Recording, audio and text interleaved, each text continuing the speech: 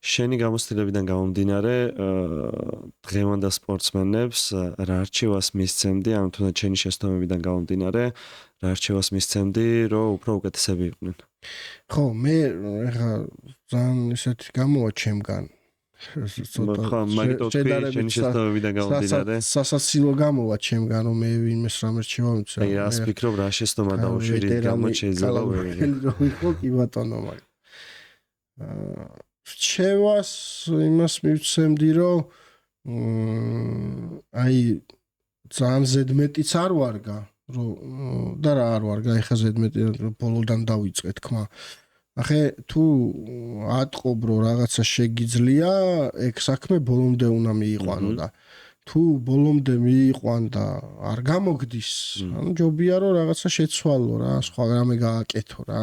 არის რომ აი მაგალითად რაღაცა არ გამოდის და ყველა ცდები რა, ანუ ეს მოდი სპორტი არ არის ეს მარტო რა, ბევრი საქმეა ეგეთი და აი ზოგი იტანჯება რა, რომ აი რაღაცა არ გამოსდის და მაინც აწვევიან რა, მაგალითზე ვიძახი რომ ექიმობა არ გამოგდის და მაინც რაღაცას ძალით აკეთებ და დღესდღეობით იმდენი პროფესია არის, რომ შეგიძლია ისეთი პროფესია აირჩიო, რომლისგანაც რაღაცა სიამოვნებას მიიღებ და გეყვარება რა. თუ არ გიყვარს, სპორტთან ახლოს იყო ესეთი პროფესია. ხო, არის ბევრი რომ არ უყვართ, მაგრამ ძალით რო ატარებენ და უშუალოდ რა. ეგ ხო არ გამოსული ამბავია. 99% შემთხვევაში არ გამოსულია.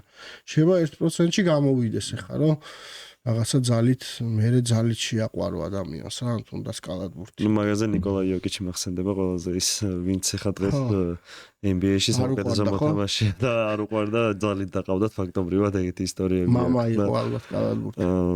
არ ვიცი მამა ყავდა თუ არა კალათბურთელი, მაგრამ მაღალი ბავშვი იყო და ფიზიკურად პერსპექტივა ჰქონდა და შეიძლება ნუ კალათბურთში კიდე ეგ თემა არის, ხო მაღალი რო არის, ფეხბურთში არა. ფეხბურთიდან შეხედო არა, კალათბურთში ხო ეგ მონაცემი როცა გაქვს და თუ მაგას გამოიყენებ, რა ვიცი, ძალიან კაია. ატო არ გამოიყენებ. ბოლო პერიოდში შეუყვარდა ცოტა კალათბურთი. ხო, ნუ გაიზარდა, მიხვდა რომ სწორ გზაზე დამაყენესო ალბათ რა, სხვა რა უნდა ეკეთებინა. ანუ საბოლოო ჯამში უნდა ცადო, ეგ არის შენი რჩევა, რომ უნდა ცადო ბოლომდე და თუ გამოდიო მერე არ უნდა მიატოვო თუ გიყვარს რომ მერე არინანო. ხო რა, ეგ ჯობია რა, ყველა ვარიანტში რაღაცა. ეხა მაგალითად ძალიან მაგარი ქორო ხო იცი, გიორგი ქორიძე ეხა დაიწყო გუნდთან ერთად ვარჯიში რა, 28 წლის არის. და ძალიან კარგია რა, ანუ ამით ალბათ ფეხბურთსაც რო თამაშობს, ანუ ხო სიამოვნებას იღებს. ეხლა წარმოიდგინე, თან კონტენტს აკეთებს თავის საქმის ამბავში და თან გუნდთან ერთად იწყებს ვარჯიშს და ნუ აი რა ვიცი, ერთი ან ორი თამაშიც რო ითამაშოს, ძალიან მაგარი იქნება მაგისთვის. ანუ საბოლოო ჯამში რო აკეთებ შენ საყვარელ საქმეს, შესაძლებელია რომ რაღაც გზები გამოძებნო, რომ შენ სპორტთან ახლოს იყო და თან პლუს კონდეს რაღაცა პროფესია ამასთან დაკავშირებული. ხო, თან რა არის, იცი რომ კი პატარა ქვეყანა ვართ, მაგრამ რაღაცა გზები არის უკვე გამოჩნდა ისეთი, რომ ანუ შანსი გააქვს რომ გახვიდე და სადღაც აი ესე ბიჭების მაგალითი რომ ავიღოთ რა, გინას ფეხბურთში და გინას კალათბურთში. სხვა ქვეყნებთან შედარებით შეიძლება მეტი შანსები გვაქვს რომ სადმე მოვხვდეთ. კი ბატონო. არა, კალათბურთში ეგ ამბავია, თან კალათბურთში თამაშების რაოდენობა რო შეადარო საქართველოში და ევროპაში რა უწევთ, ძალიან დიდი განსხვავებაა და გამოცდილების მხრივაც კაია და ვიღაცამ რო დაგინახოს მაგ მხრივაც კარგია. ამიტომ დღესდღეობით ბავშვებს უფრო მეტი შესაძლებლობები აქვთ, ვიდრე ჩვენ მქონდა თუნდაც ადრე. კი, ძალიან ანუ რა გითხრა.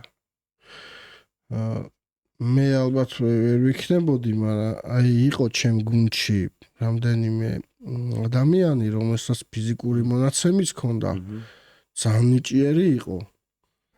და ნუ არაფერი რა, სადაც ვერ გააგრძელა,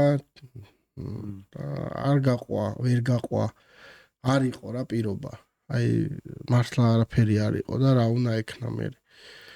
შენი ახალი აი რა არის, იცი, მაინც გონია რომ იმ დროსაც ბოლომდე რო ქონოდა ის მიწოლოდა ამბავს და საქმე ბოლომდე მieყვანა თუნდაც იმ რისკის ფასად და რაღაცა გადაედო იქეთ გონია რომ გამოვა რა აი სუ ბოლომდე თუ მიაწვევი რა და ეხლა მით უმეტეს უფრო გამოვა ანუ თუ ხარ ნიჭიერი შრომის მოყვარე და თუ გარისკე უნდა გარისკო არ გამოვა სხვა ცხოვრებაში ყველაფერი ეგრე ხო რაღაცა უნდა აირჩიო ერთი რომ იმას გაყვე ბოლომდე ხა იქ რაღაცა ბანკის იმუშაო და თან სპორტს ყვე ხო არ გამოვა და რო რთულია რა